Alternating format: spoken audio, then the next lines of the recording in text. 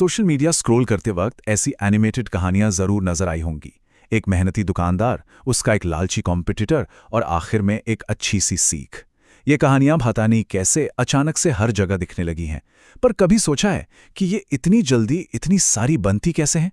आज की इस पड़ताल में हम इसी एआई मॉरल स्टोरी फैक्ट्री के पीछे की पूरी कहानी समझेंगे।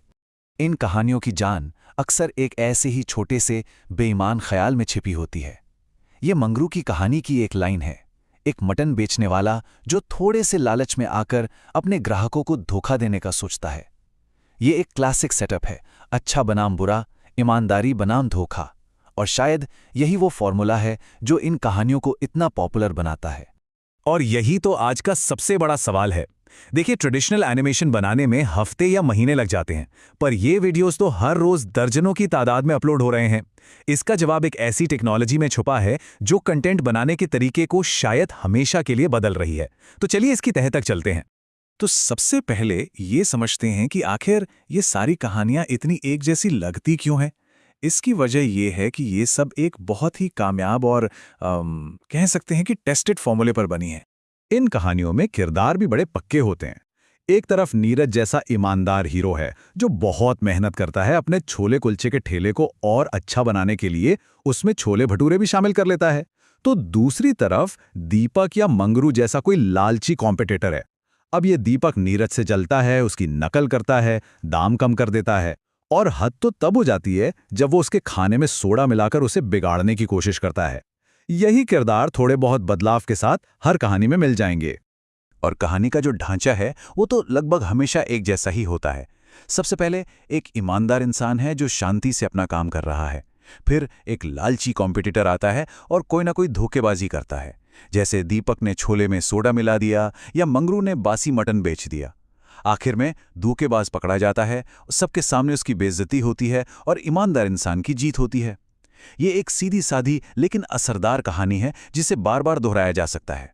तो अब जब हम कहानी का क्या समझ गए हैं, तो चलिए अब कैसे पर आते हैं। ये कहानियां इतनी तेजी से बनती कैसे हैं? जवाब है आर्टिफिशियल इंटेलिजेंस। इस पूरी प्रक्रिया को सिखाने वाला एक ट्यूटोरियल है और उसका मेन प्रॉमिस पता है क्या है? सिर्फ एक क्लिक में वीडियो के सारे सीन तैयार। सुनने में तो ये नामुमकिन सा लगता है, लेकिन टेक्नोलॉजी इसे मुमकिन बना रही है। क्रिएटर्स को अब एक एक सीन हाथ से नहीं बनाना पड़ता। और इसका नतीजा सोच कर देखिए, एक पूरी एनिमेटेड कहानी सिर्फ 5 से 7 मिनट में तैयार। ये वो स्पीड है जिसके बारे में पहले सोचा भी नहीं जा सकता था। इसने तो कंटेंट क्रिएशन का पूरा खेल ही बदल दिया है। ठीक है, तो अब इस एआई पावर्ड प्रोडक्शन पाइपलाइन के हर कदम को जरा गौर से देखते हैं। ये समझना वाकई में बहुत दिलचस्प है कि कैसे अलग अलग एआई टूल्स एक साथ मिलकर काम करते हैं। तो एक एआई प्रोडक्शन पाइपलाइन असल में एक ऑटोमेटेड असेंबली लाइन की तरह है। इसमें कई एआई टूल्स का इस्तेमाल होता है। जहां एक टूल का काम जहां खत्म होता है, वहीं से दूसरे का शुरू हो जाता है।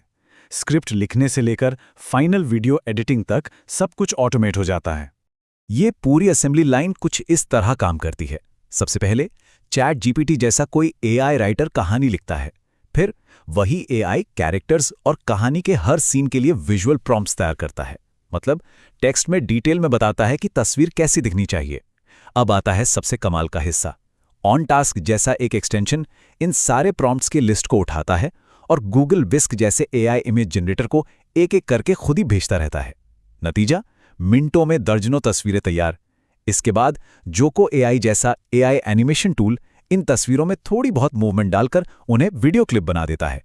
और आखिर में गूगल एआई स्टूडियो जैसा एआई वॉइस जनरेटर कहानी को अपनी आवाज देता है और इन सभी क्लिप्स को जोड़कर फाइनल वीडियो बना दिया जाता है। तो इस पूरी जादूगरी का राज है बैच प्रोसेसिंग। मतलब एक एक करके इमेज बनाने के बजाय ये टेक्नोलॉजी एक ही कमांड से दर्जनों सीन बना देती है। यही वो स्टेप है जो एनिमेशन के सबसे ज्यादा टाइम लेने वाले हिस्से को ऑटोमेट करता है और 5-7 मिनट में वीडियो बनाना मुमकिन कर देता है। तो इस सबका, इस पूरी टेक्नोलॉजी का कंटेंट की दुनिया के लिए आखिर मतलब क्या है? ये सिर्फ एक नया टूल नहीं है, बल्कि ये कंटेंट बनाने और उसे कंज्यूम करने के तरीके को जड़ से बदल रहा है। देखिए, इसके असर काफी गहरे हैं। सबसे पहली बात, अब कोई भी बिना किसी टेक्निकल स्किल के एनिमेटर बन सकता है। इससे कंटेंट बनाने की स्पीड बहुत बहुत ज्यादा बढ़ गई है। लेकिन इसका दूसरा पहलू ये है कि इंटरनेट पर एक ही फॉर्मूला पर बने कंटेंट की बाढ़ आ सकती है। और सबसे जरूरी बात, ये इंसान की क्रिएटिविटी और एआई से बनी चीजों के बीच की लकीर को धुंधला कर रहा है। और यहीं पर एक बड़ा सवाल खड़ा होता है। जब कंटेंट बनाना इतना आसान हो जाए तो फिर क्रिएटिविटी का असली मतलब क्या रह जाता है? क्या क्रिएटिविटी सिर्फ एक आइडिया है या फिर उसे बनाने की कला भी? ये एक ऐसा सवाल है जो एआई के इस नए दौर में हम सबको सोचने पर मजबूर करता है।